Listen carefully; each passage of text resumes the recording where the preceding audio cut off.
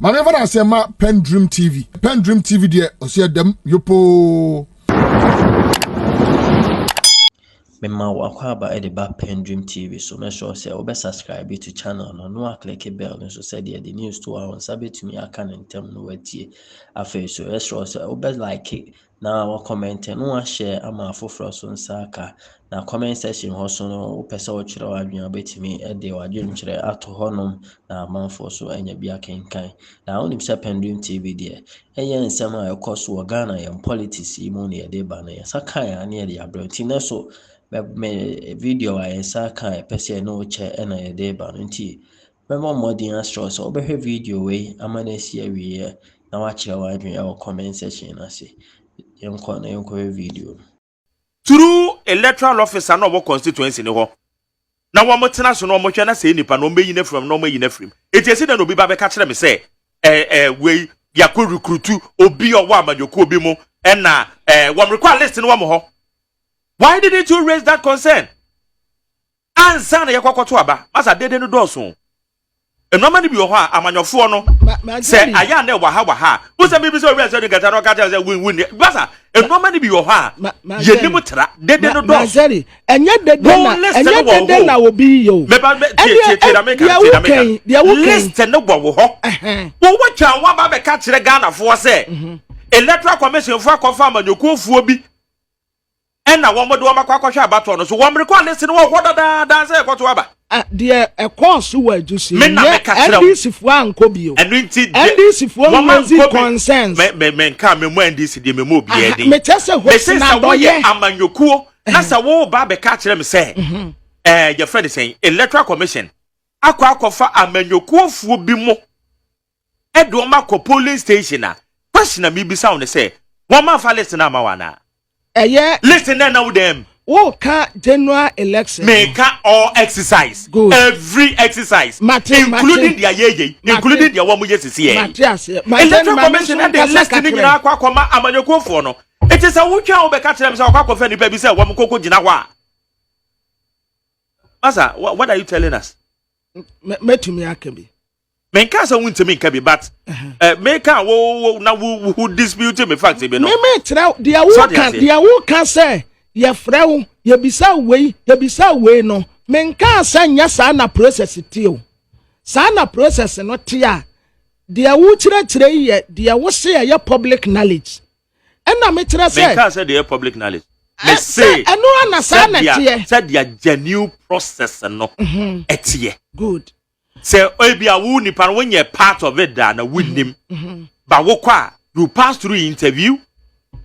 no be your no bisa say do you belong to a political party that is the question they be one bisa anya no anya na sa dey we sha say okay na me kira wo say wo de wo kira no ye de wunnimu a wo ka de anya de menim de sa na etie anya de menim de make anya madwen good okay anya the process e wo ko obi anim political parties ni sa necessary eye but mampani na nado danko akufuado ebetena akonya esu yi ebia sa process no wasesa no Kwabena wa sama wo to me appoint MPP known member ema civil society organizations raise concerns catch what's argument na me no wadane no majeri eno tina make argument na make nya sama make nya wan tia se sa process no a wo si ne ye no first no appointment of electoral commission enye no na make me pa cho nya abotre enye appointment of or obi okwakwa ye part of the commission enye no na make no dey constitution aka ene dey constitution eka make temporary staff temporary staff sana America na the American because obi an appointed commission temporary staff sana America ni tie the American ye now kan na tell you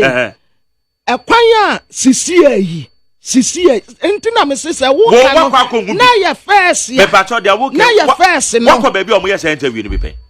ma jeri bibisa se wako ho bia na men sisi a wo ma men kasa bi o me asa mama kwan se kasa o da bi men kasa wo kasa men ma kasa anything me se kasa but dia wo kana me sisi ma me ka dia me ma won dani asa ma me sisi ekwan a wo mu fa so a wo mu recruit enkofo a womu she abato so ya make an entesa and yes anete wako political party members no womu so womu enyi womu saa officers ya yede womu koto aba no dear me dear say hopes na doye sabi hopes na doye wa just say hopes na doye ka asemu a me montungu anya wo na wo ka tell so bi ka asema wo de anya so ka na wa de anya wo na wo ka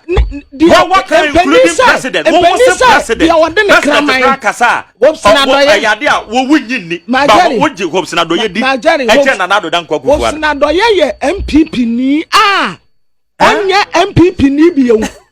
ana o kira wo say sankofo no a mama nkasa nipa no say nipa ni MPP ni oh my Jerry nipa ni MPP ni sisi a wonka MPP hu bio ana ono ka say sankofo no a yede wo mu kɔhye abato so wa ajusu no onim omu nyina ye MPP fo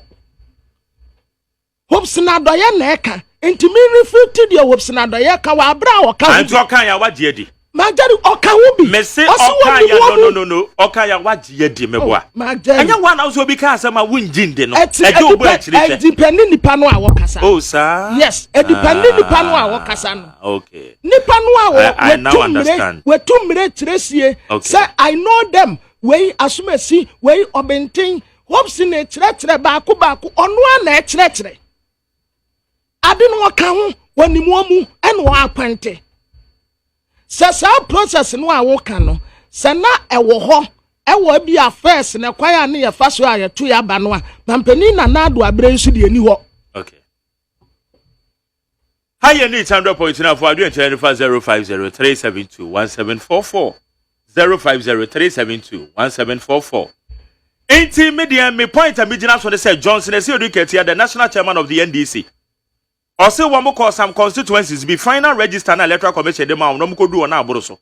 nso man kan won hwe ba ma jeri ba kun so ba do kan ne say soldier for ni police for ko kan won bebo na mo call court na den one fan ko so these are some of the things na kun so a na orezi ye menim say unya electoral commission for na we bisa wo okay o say machine no a ayira no